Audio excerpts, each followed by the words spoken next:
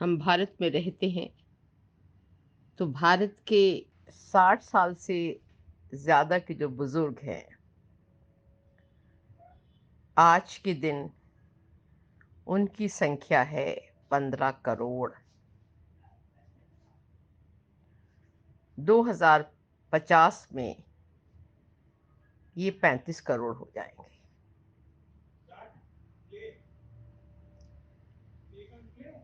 उस समय ये अनुमान किया जाता है कि इनकी संख्या बच्चों की संख्या से ज़्यादा हो जाएगी। आप जानना चाहेंगे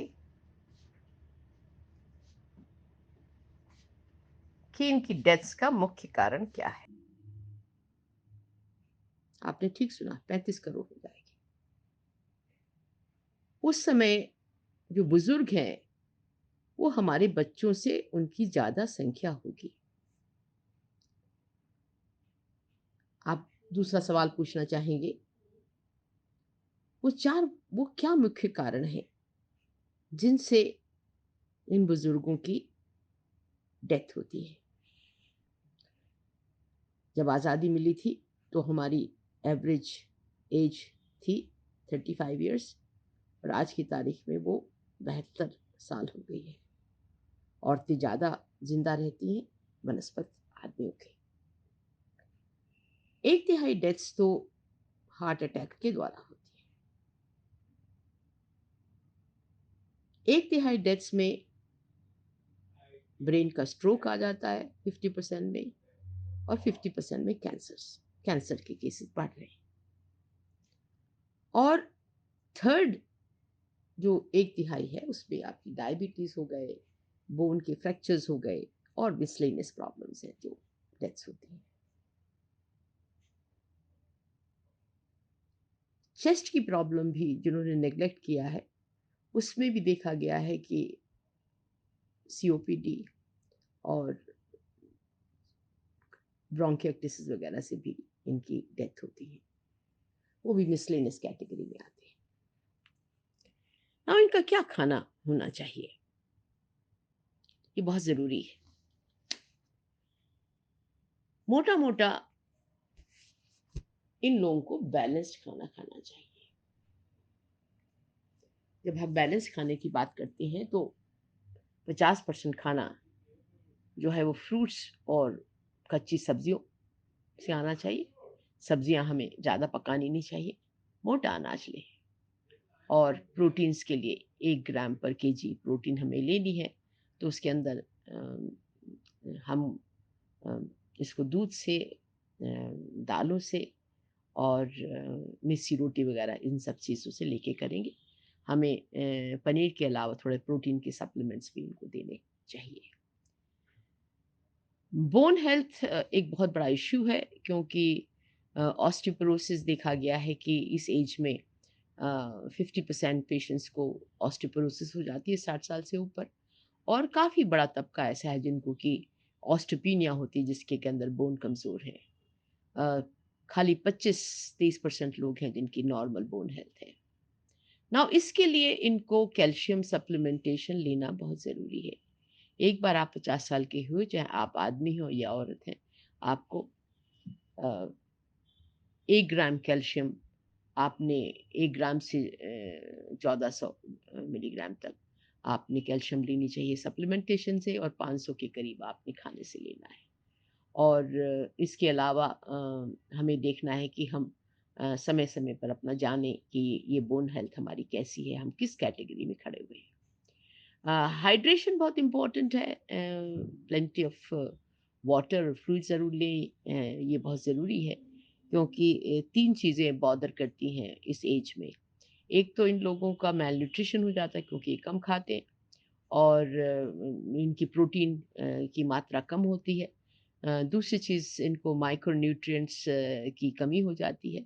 और देखा गया कि कम खाने से एनीमिया भी इस वर्ग में खाली 50% तो आम है, पर 70% तक केसेस को एनीमिया की प्रॉब्लम रहती है, तो इसका भी इनको ध्यान रखना पड़ेगा।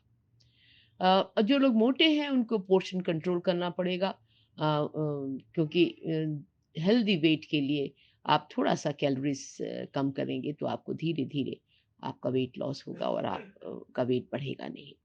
सॉल्ट कम खाना चाहिए, कुछ कोई भी एक्स्ट्रा सॉल्ट आप दाल और सब्ज़ी में तो ज़रूर लें, पर इसके अलावा एक्स्ट्रा सॉल्ट आप बहुत कम करें क्योंकि हाइपरटेंशन जड़ है आपके स्ट्रोक के लिए, आपके हार्ट अटैक्स के लिए, आपके हाइपरटेंशन से रिलेटेड प्रॉब्लम्स के लिए। हेल्दी फैट जिसको मैं कहती हूँ जिसमें कि नट्स और सीड्स आते हैं, ये इसका सेवन बहुत ज़रूरी है बिकॉज़ जो हमें फैट हमें चाहिए वो हम इस सोर्स से लें। कुकिंग फूड जो है वो आपको मेनली देसी घी और मस्टर्ड ऑयल आपको यूज़ करना चाहिए। अ, फाइबर का स्पेशली ध्यान रखें क्योंकि फाइबर से हमें हर हालत में कॉन्स्टिपेशन को बचाना है। अगर हमारा रेगुलर मोशन होता है तो 70% बीमारियों से हम बच जाते हैं। उसके लिए हमें देखना है कि हम प्लेंटी ऑफ फ्रूट्स, कच्ची सैलेड उसको हम उस तरह से कर सकते हैं कि आप इसको अच्छी तरह से चबा सकें, इसका भी हमें ध्यान रखना है। फाइबर के ऊपर बहुत ध्यान रखना है। प्रोटीन के बारे में मैंने अभी बताया कि हर केजी के लिए पर 1 ग्राम प्रोटीन आपको चाहिए ही चाहिए और ये मसल मास के लिए बहुत इम्पोर्टेंट है। शुगर हमारी हर चीज़ों की डेथ प्रॉब्लम्स है। हमारा हिंदुस्तान वैसे भी डायबिटीज़ की जड़ है और इस उम्र में आकर तो शुगर तो बिल्कुल बंद ही कर देनी चाहिए। मैं कहूँगी कि बड़े लोगों को चाहते हैं कि वो लड्डू खाएँ, ये सब खाएँ, पर उनको देखना चाहिए कि शुगर को जितना कम कर सकें, उसको कम करना चाहिए। मैं कहती हूँ कि ओमेगा 3 फैटी एसिड का एक कैप्सूल भी ज़रूर वो लें।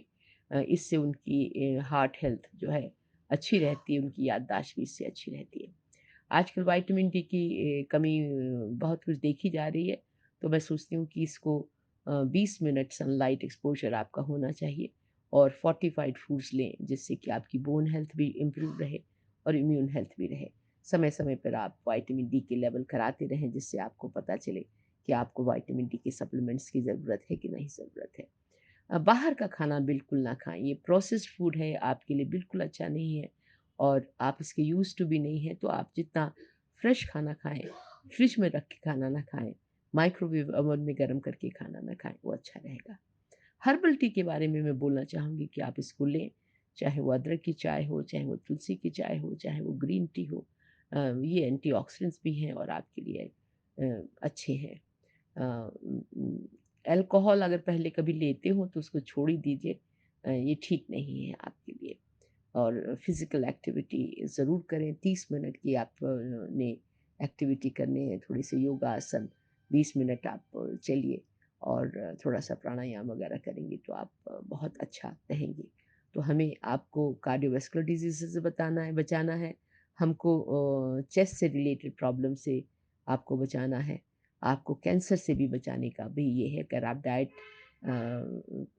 50 टू 60% ऑफ योर डाइट आपकी करेक्ट फ्रूट्स हैं, बाहर का खाना नहीं खाती तो आप अपने को बहुत हालत से कैंसर से बचा सकती हैं और डायबिटीज़ अगर आपको है तो उसका कंट्रोल भी बहुत अच्छी तरह से रख सकती हैं इस डाइट से।